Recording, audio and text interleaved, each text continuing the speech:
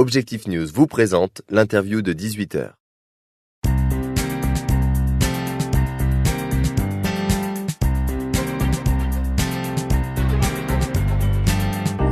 Bonsoir à tous et bienvenue sur objectifnews.tv. Nous sommes installés au cœur du Forum de l'Industrie organisé par la CCI de Toulouse. Je suis avec mon invité Richard Gabry, responsable du service achat et commande publique de Tisséo et par ailleurs président du club stratégie achat de la CCI de Toulouse. Richard Gabry, bonsoir. Bonsoir. Alors c'est justement au titre du club stratégie achat que vous participez à ce Forum de l'Industrie.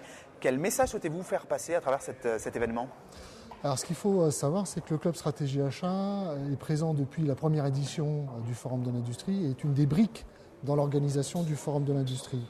Et ce qui me paraît important à travers le positionnement du Club Stratégie Achat au sein du Forum de l'Industrie, c'est justement de pouvoir démontrer notre implication au sein du développement économique local à travers le soutien que peuvent apporter les grands donneurs d'ordre à la filière industrielle locale.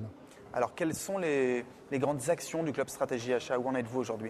Alors aujourd'hui, le rôle du Club Stratégie Achat est principalement d'informer des grandes orientations, des grands donneurs d'ordre locaux, mais aussi de faciliter les échanges avec les entreprises locales.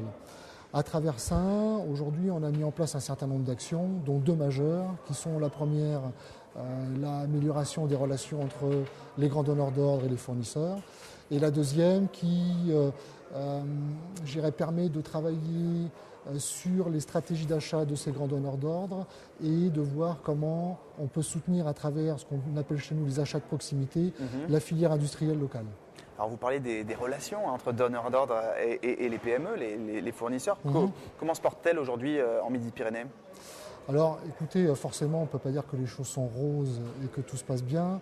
Il y a encore ici, peut-être si vous avez interviewé le médiateur ou si vous écoutez un peu le médiateur, il y a encore un certain nombre de problématiques qui se passent entre les grands comptes ou les comptes donneurs d'ordre et la filière PME-PMI.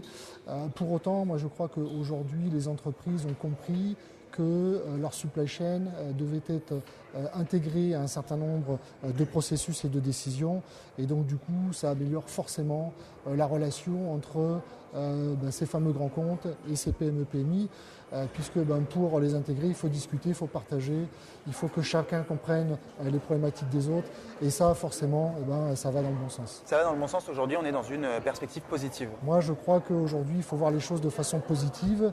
Et si on veut soutenir l'industrie locale, il faut forcément, et les donneurs d'ordre, les grands comptes l'ont compris, il faut forcément que ces grands comptes soient proches de leur supply chain.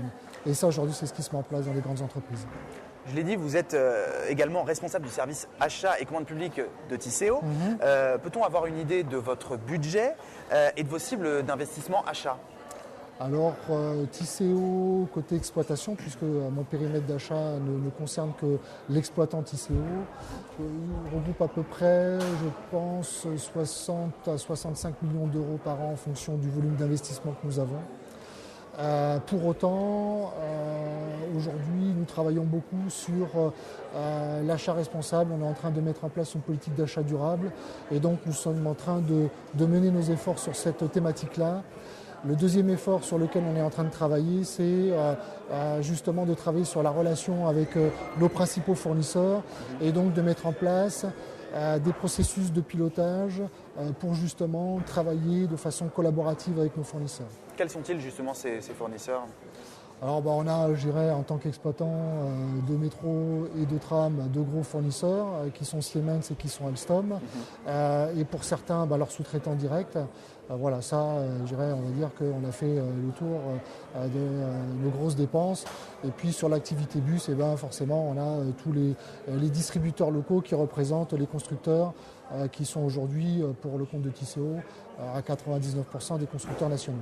Alors, votre job en tant que directeur des achats, finalement, c'est de faire baisser les prix au maximum ou c'est d'atteindre un certain équilibre gagnant-gagnant ? Alors nous, avant toute chose, on est une fonction support et donc une fonction support doit répondre aux attentes de nos clients internes. Alors forcément, j'en ai plusieurs. J'ai la direction générale, j'ai la direction financière et puis j'ai l'opérationnel qui, lui, a un besoin. Et mon premier rôle à moi, c'est de m'assurer que son besoin est rempli. Et donc forcément, on va mettre en adéquation le besoin avec les potentialités du marché et les niveaux de coûts disponibles sur le marché.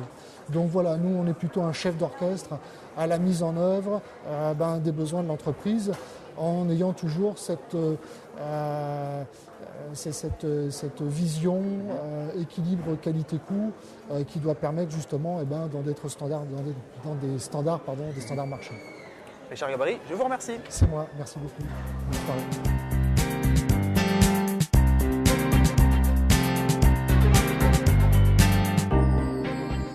18h. Objectif News vous a présenté l'interview de 18h.